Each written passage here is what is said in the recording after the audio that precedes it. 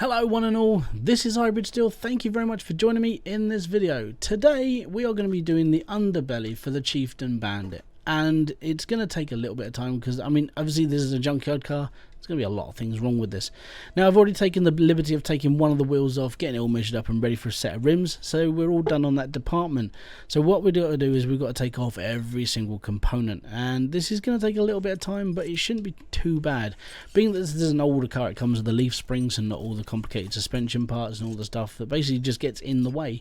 It makes it a little bit more simple for the strip down, and I've got to be honest, I prefer working on these cars more than I do working on like the whole more modern thing. The reason being is just because they're slightly more simpler put together. You know, back in the days when it was easier to do certain things, this is one of those cars, you know. You take the leaf springs off and there you go, that is the suspension, and you take the shock off and you're all good. And apart from that, there was no major complications when it came to taking off parts. Now obviously with the more modern cars you've got to take off the disc, and you've got to take this, then you've got to take this suspension there, and you've got to take the spring off, and then you've got to take the cap off, and over time you just sit there going, I just want simplicity. And doing an older car like this is simplicity.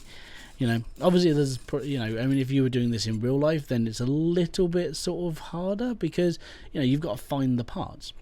Now I don't know what it's actually like to build one of these cars, and I watch a lot of car restoration shows and they're always complaining that, oh, it's because it's an old car, we can't do this, and it's like, well, but yeah. So I feel that because there is an old car like club, and basically I'm a bit weirded out why some companies never really taken it into consideration just to like manufacture huge amounts of like stuff for these older cars. And obviously, yes, the technology has sort of like moved on, but there are people who do like a classic car over a more modern one. How about making the classic car a modern car? You know, instead of just going, oh well, we think we can get rid of it. We'll just buy something new. It's fine. Got to be honest, this isn't too bad. So yeah, I prefer working on these. Alright, so let's get the shock off of this one, unbolt the drive shaft, and that's all good. And then we're going to take the the axle off, and we're going to take these out as well because these are the exhausts. We definitely don't need those on the car because they are knackered. Taking the fuel pump off, taking the fuel tank off, and then we're going to work towards the front of the car, get all this stripped out as well, and then we're going to buy mass order of everything that we're going to need. Obviously you guys probably won't have to watch that because I'll just skip forward. You guys, all you have to do is sit there and watch me restoring this car. That's literally it. Which is good. It means you don't have to sit there through the boringness of like trying to order everything and going, oh, I can't find this, I can't find that, and then it takes me 10 minutes to find something that's just literally right in front of me. So all good. Well, what we will try and do, and this is a big thing, is we're going to try and repair as much of this car as possible so we don't have to spend as much money. Now, I have explained the reason why I have all of that money up there, and it's basically because I'm having to play this on sandbox mode because I didn't have any save data for this game. I was level 38, I was restoring cars quite happily, and then I needed a new PlayStation, and that had to be reset and restarted, and it was just it was painful because it's not just this game that was affected. And that's the worst part. I've lost every single bit of data that I had, and I'm having to redo everything again, which on a plus side it basically means I can choose which games I wanted to play and what I want to carry on forth. It had got to a point where I had so many games installed and it was like, oh, I'm doing this, I'm doing that, and it's like, oh, I'm actually I'm finding it hard to sort of keep up with all this. Now I've basically turned the list down to like, you know, a few handful of the titles. It's actually a little bit easier, and it's quite nice. So yeah, there will be, if you are interested, there will be live streams for this game from my channel because I'm basically going to be working on raising my level up again. So hopefully you guys can join me. Don't forget to hit the subscribe button for any updates, and if you hit the bell notification, you'll know when I go live. And you just come around, have a chat, hang out, and be all good, basically. Right, getting back into this, we're taking the bearing and the hub off, then we're going to take the knuckle off, then it's basically just going to strip the front of this car down. Everything has to be taken off, everything has to either be worked on or we have to buy this new. So I intend to do as much as I can before buying anything brand new. Obviously, like when it comes to bodywork for a scrap car, you'll be lucky if you've got a whole car. So it's not really worth looking into repairing the body parts, but when it comes to actually like doing something nicely and new, it's all good in my book to actually just go off and buy new parts for the body itself. Obviously, if you can't repair everything, don't repair everything. You're going to have to go out and sort of buy the parts brand new anyway.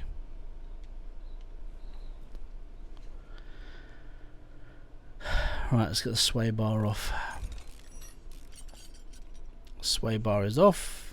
And we're going to take the suspension arm out. And then we're going to take the knuckle off. And then we're actually going to remove the cross member as well, because this definitely needs to be replaced. Unfortunately, I can see that the engine is going to cause me a little bit of a jip. So I'm probably going to have to do what I did last time, where I basically bought an entire new engine. And I rebuilt it in front of you guys. Okay, so if we undo the shocks out, so we'll take these apart. So it's all good doing this. I love doing things like this sort of restoration series. The reason why is just because you're bringing something back from the dead, something that, you know, still has life in it, and unfortunately it just gets scrapped off. Now I know this is a computer game. I'm very aware of this, but when you don't have the skill to do this yourself, and you don't have a lot of time, and you really don't have a lot of space, yeah, doing this is one of the better ways of sort of like restoring stuff. Okay, so everything that we basically didn't repair is we're gonna have to buy brand new. We can get rid of that wheel, and that wheel. Now with the rims I've actually put onto this car, I've actually raised them up. They were 14s, I'm now putting them up to an 18-inch rim with a slightly lower profile tyre. And it actually looks alright. So yeah, it's just me being, well, I just prefer a slightly bigger wheel. Alright, so let's start buying stuff and so on. You won't have to see this because I'm going to click forward, but I'm literally going to make myself a shopping list, buy all the parts, and then come back to you. And one eternity later.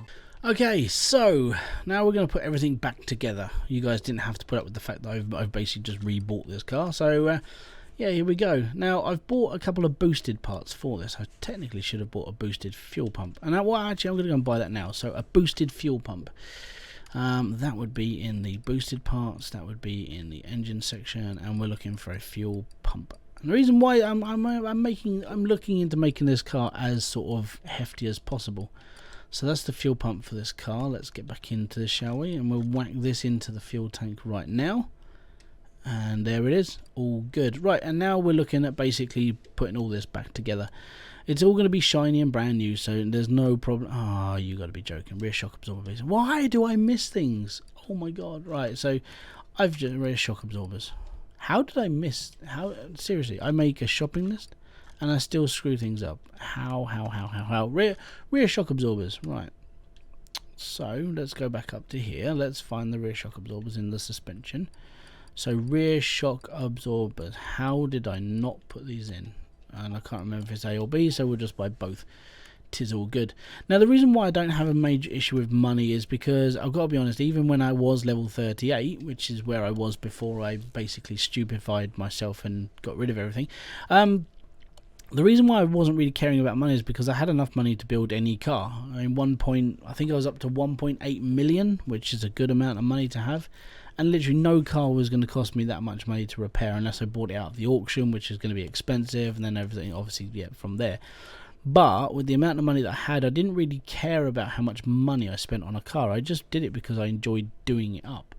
And that's the big thing about this, is this series is all about just restoring cars. I don't really care about the cost. I mean, it's all good to show you how much it's going to cost, how much I'm going to make. But at this precise moment, because I literally don't have my save data, and I'm having to rebuild on that, then money at the moment is not an object. But I will show you how much it basically costs to put this car together. I will show you at the end of how much profit you're going to get out of this, and that is something that I will do. We're obviously going to go down the same route, so we're going to be testing the car, we're going to be making sure that it all runs properly, and we'll do our little cinematic thing at the end when we actually show the car going down the straight and how fast we can get it going. And that's a big thing, trying to get this car up to as much as possible. So what I'm going to do is I'm going to look into like the output of each engine model. So the Hemi, the supercharger, and I'm just going for power with this car. Everything I want is it's just going to be as big and hefty as possible just to make this car really fly off the handle. At the moment, we're just prepping it, putting the suspension back into place, putting the wheels back on, and just making it look good and sturdy as well, because making it sturdy is a big thing. You know, that's the hardest part about these builds, is like you don't really want to sit there and go, well, you know what, I think I'll put this in and I'll try and put some half-assed parts in. You either repair the car fully or you just don't do it at all. You know, these half restored cars are a little bit of a nightmare. Got to be honest though, I am looking at building a sleeper car at some point, and I'd love to hear your suggestions, because the reason why is I haven't really decided on what car I want to do. So would you want to see a sleeper car? It has to be sort of like a retro feeling car that I can whack in a really big engine, but at the same time all the panels have to be dead. So I'm actually going to be working on a car in the background and showing you the way, showing you the workup on it. And I forgot to buy a solid rear drive axle. Bugger right now. Solid rear drive axle, right. These are the things that I keep missing. So we'll just buy another solid rear drive axle. I know I bought one, and that was for the other side. So we'll mount this in right now. Solid rear drive. All good. Let's get that in. And then we'll put the cylinder back, and then we'll put the shoes back, and then we'll put the drum back on. There we go, drum. There we go, and then we'll put the wheel back on, and it's completed rear end. Now, because I've screwed up on this before, let's just make sure that I've put both of them back on. I've put that back on. We're not putting the drive shaft back on because we've got to take the exhaust off. We've got to take the gearbox off. So there's no point in taking that off just yet. I'm going to put the cross member on first, and we'll work from one side to another. So we'll put the rubber bushings on this side first, and then when we work on the other side, that's when we'll put the bushings back. So I'll put the steering rack on at the moment. We'll put the rubber bushing back up. There we go. And then we'll just pop this back on. And then we'll start attaching the knuckle. There we go. Done. And knuckle covers going on. Oh, I know what I haven't done. I haven't mounted the springs. Fudge. Right, well, let's go and do that quickly now.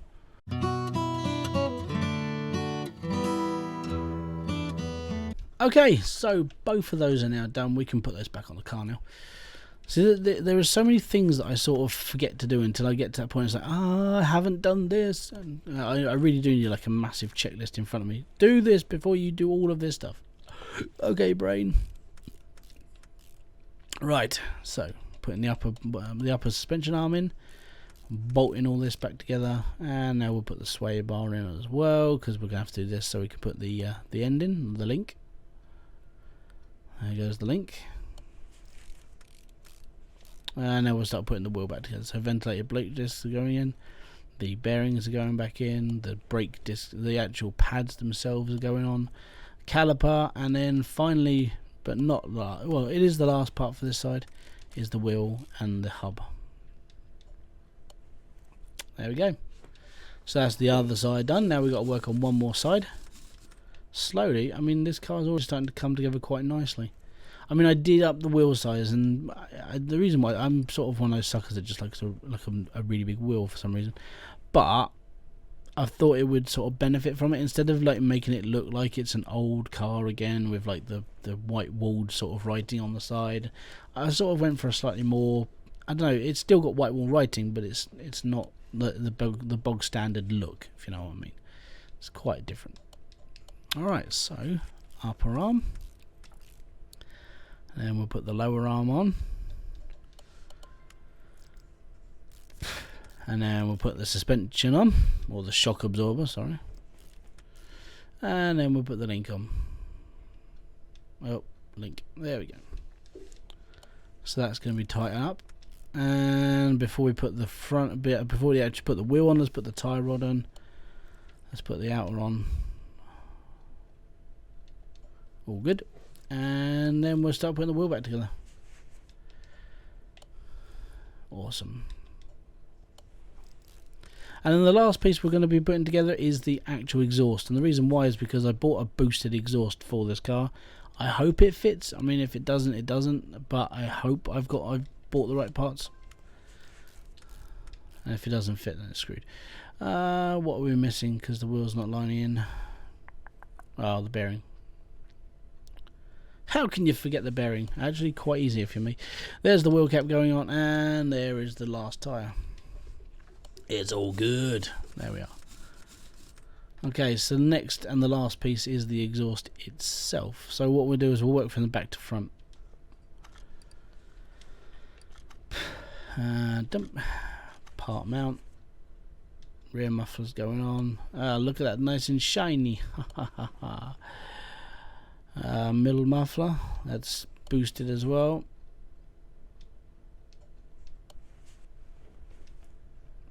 And hopefully I bought these pipes. I bought a couple of these pipes, but I'm not sure if I bought the right one. No, I didn't. Basically, there is no boosted pipe for this car, not the up pipe at least. And I can show you this. It's really strange. So the pipe I'm after is a front exhaust pipe, V8 OHVB, and they don't have one, basically. And it's a little bit upsetting because it's like, oh, I really want to make this. I want to make this car good, so they don't have one. They've got a D, and they've got a standard one, but they don't have a B. So this means this car's like front exhaust isn't going to be as powerful, which is a bit of a shame. So we have to go into the bog standard parts section, and we have to buy the right exhaust section. So which is this one. And there doesn't seem to be a lot of difference between that and the boosted part, apparently, though. But it's the fitting isn't the same, which is a bit of a bug, you know. But it's one of those things, isn't it? You can never have everything you wanted. Right. So we have got the front sections for this exhaust. That's okay. Then all we have to do is just connect it with the manifold. Now I don't know if I put the front sections on, is that going to hinder me taking the engine out? I suppose the only way I can really check is to check it now. So let's mount up, shall we? I don't think it's going to make a problem until we go to redo the engine. Come on, I just need, there it is. Alright, so we'll put that in. Tis all good. Okay. So aside from the drive shaft, we're done with this for the undercarriage. I want to say thank you very much for joining me. This has been Hybridsteel. If you guys have liked this video, don't forget to hit the like, subscribe and notification button below for all other updates, and I'll be back here with another brand new video of redoing this car.